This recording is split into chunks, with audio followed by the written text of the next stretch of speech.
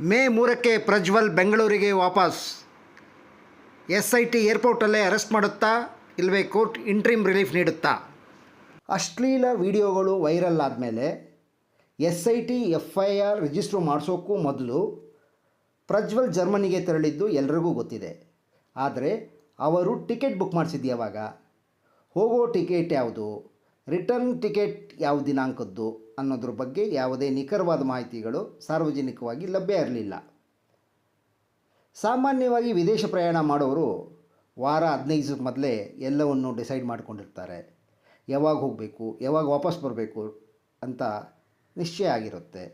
ಅದ್ರ ಪ್ರಕಾರನೇ advance reservation ಮಾಡ್ಕೊಂಡಿರ್ತಾರೆ. ಈಗ ಅರ್ಧ ಸತ್ಯ ಗೊತ್ತಾಗಿದೆ. ರಿಸರ್ವ್ ಮಾಡಿಸಿದ್ದು ಯಾವಾಗ ಅನ್ನೋದು ಗೊತ್ತಿಲ್ಲ. ರಿಟರ್ನ್ ಟಿಕೆಟ್ನ ದಿನಾಂಕ ಅಂದರೆ ವಾಪಸ್ಸಾಗೋ ದಿನಾಂಕ ಗೊತ್ತಾಗಿದೆ. ಇದೇ 3ನೇ ತಾರೀಕು ಅಂದರೆ ಮೇ 3ರಂದು ಮಧ್ಯರಾತ್ರಿ ಪ್ರಜ್ವಲ್ ವಾಪಸ್ ಬರ್ತಾ ಇದ್ದಾರೆ. ಜರ್ಮನಿಗೆ ಹೋಗೋ ಮೊದಲು ಇಮಿಗ್ರೇಷನ್ ಕ್ಲಿಯರೆನ್ಸ್ ಸಂದರ್ಭದಲ್ಲಿ ರಿಟರ್ನ್ ಬರೋ ದಿನಾಂಕ ನಮೂದಿಸಿದ್ದಾರೆ.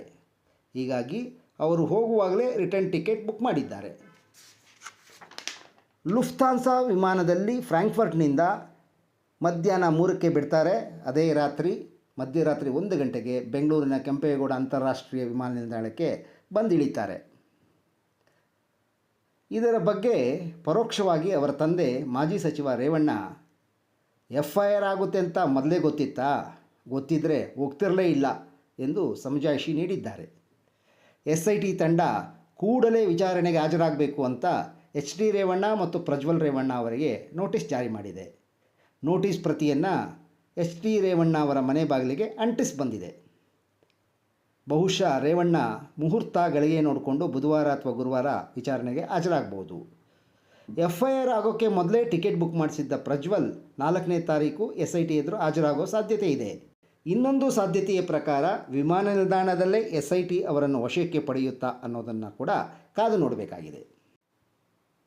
ಆದರೆ ಪ್ರಜ್ವಲ್ ಇದೀಗ X ಮೂಲಕ ಇದಕ್ಕೆ ಫಸ್ಟ್ ರಿಯಾಕ್ಷನ್ ನೀಡಿದ್ದಾರೆ. SIT ವಿಚಾರಣೆಗೆ ಹಾಜರಾಗಲು ನಾನು ಬೆಂಗಳೂರಲ್ಲಿ ಇಲ್ಲ. ಹೀಗಾಗಿ ನಾನು ನನ್ನ ವಕೀಲರ ಮೂಲಕ SITಗೆ ಮನವಿ ಮಾಡಿದ್ದೇನೆ. 7 ದಿನಗಳ ಕಾಲಾವಕಾಶ ಕೇಳಿದ್ದೇನೆ. ಸತ್ಯ ಆದಷ್ಟು ಬೇಗ ಹೊರಬರಲಿದೆ ಎಂದಷ್ಟೇ ಅವರು Xನಲ್ಲಿ ಬರೆದುಕೊಂಡಿದ್ದಾರೆ. ಈ X ಬರಹದೊಂದಿಗೆ ಅವರು ತಮ್ಮ ವಕೀಲರಾದ ಅರುಣ್ ಅವರ ಮೂಲಕ ವಿಶೇಷ ತನಿಖಾ ತಂಡಕ್ಕೆ ಬರೆದಿರುವ ಮನವಿ ಪತ್ರವನ್ನು ಲಗತ್ತಿಸಿದ್ದಾರೆ. ಮೇ 1 ರಜಾ ದಿನ, ಕೋರ್ಟ್ ರಜೆ ಇದೆ. ಮೇ 2ರಂದು ನಿರೀಕ್ಷಣಾ ಜಾಮೀನಿಗೆ ಅರ್ಜಿ ಸಲ್ಲಿಸುವ ಸಾಧ್ಯತೆ ಇದೆ. ಜತೆಗೆ FIR ದಾಖಲಾಗೋ ಮುನ್ನವೇ ಪೂರ್ವನಿಯೋಜಿತ ಕಾರ್ಯಕ್ರಮದಂತೆ ವಿದೇಶಕ್ಕೆ ತೆರಳಿದ್ದಾರೆ. ಅವರದು ಉದ್ದೇಶಪೂರ್ವಕವಾದ ನಾಪತ್ತೆ ಅಲ್ಲ. SIT ವಿಚಾರಣೆಗೆ ಹಾಜರಾಗಲು ರೆಡಿ ಇದ್ದಾರೆ. ವಿಚಾರಣೆಯಲ್ಲಿ ಸಹಕರಿಸಲು ಸಿದ್ಧ ಇದ್ದಾರೆ. ಹೀಗಾಗಿ ಅವರ ವಿರುದ್ಧ ಯಾವುದೇ ಆತುರದ ಇಲ್ಲವೇ ಬಲವಂತದ ಕ್ರಮ ಕೈಗೊಳ್ಳುವಂತಿಲ್ಲ ಎಂಬ ಆದೇಶವನ್ನು ಕೋರ್ಟಿನಿಂದ ಪಡೆಯುವ ಸಾಧ್ಯತೆ ಕೂಡ ಇದೆ. ಬಹಳಷ್ಟು ಪ್ರಕರಣಗಳಲ್ಲಿ ನ್ಯಾಯಾಲಯಗಳು ಇಂತಹ ತೀರ್ಪು ನೀಡಿರುವ ಉದಾಹರಣೆಗಳು ಹಲವಾರಿವೆ. ಹೀಗಾಗಿ ಮೇ 3ರ ಮಧ್ಯರಾತ್ರಿ ಅಥವಾ ಮೇ 4ರ ಬೆಳಗಿನ ಜಾವದ ಮೇಲೆ ಎಲ್ಲರ ಕಣ್ಣು ನೆಟ್ಟಿದೆ.